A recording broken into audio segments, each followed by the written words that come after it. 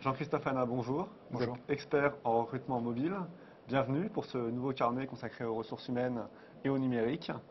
70% des cadres, d'après l'INSEE, envoient au moins une fois par mois un mail via ces nouveaux outils, smartphone, tablette.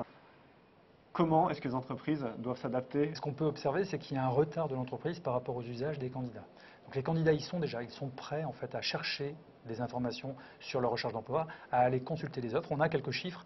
Le trafic moyen de LinkedIn, 38% du trafic provient du mobile, 30% des offres d'emploi LinkedIn proviennent du mobile. De la même manière, sur Cadre Emploi, 30% des offres sont également consultées depuis des devices mobiles, smartphones et tablettes, et jusqu'à 10% des candidatures le sont déjà depuis smartphone. Donc les entreprises, elles doivent forcément prendre en compte cette réalité et proposer une expérience candidat qui soit adaptée à la taille de l'écran. On a forcément un écran beaucoup plus petit.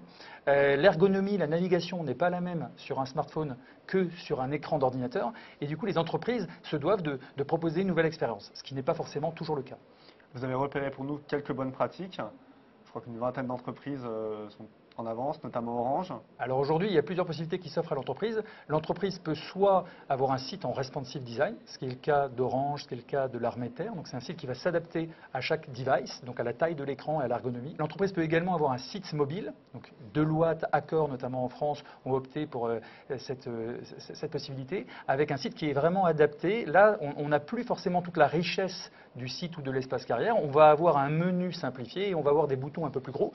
Et en dernier lieu, on a l'application mobile qui permet d'aller beaucoup plus loin. Et là, on a un certain nombre d'entreprises aujourd'hui qui franchissent le pas, comme EDF, KPMG, Orange à nouveau forcément, mais également le Crédit Agricole ou Thales. Et je crois que ces applications mobiles permettent une expérience candidat proche quasiment d'une expérience client pour un site de e-commerce qui est très prometteuse.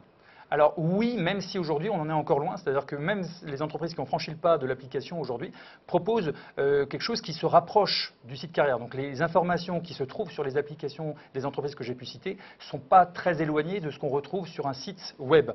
Or, on pourrait évidemment imaginer aujourd'hui d'aller beaucoup plus loin. Parce que de la même manière qu'un client qui achète un billet d'avion va avoir des informations qui vont lui être poussées par son mobile via l'appli relatif à son vol, et plus il se rapproche du départ de son avion, plus les informations vont être différentes. De la même manière, on pourrait imaginer un parcours complet du candidat, de l'acte de candidature jusqu'à l'entrée dans l'entreprise, avec des informations différentes en fonction des étapes de ce parcours candidat. Pour les entreprises qui cherchent à séduire, à attirer, proposer une telle expérience pour le candidat, c'est aujourd'hui essentiel.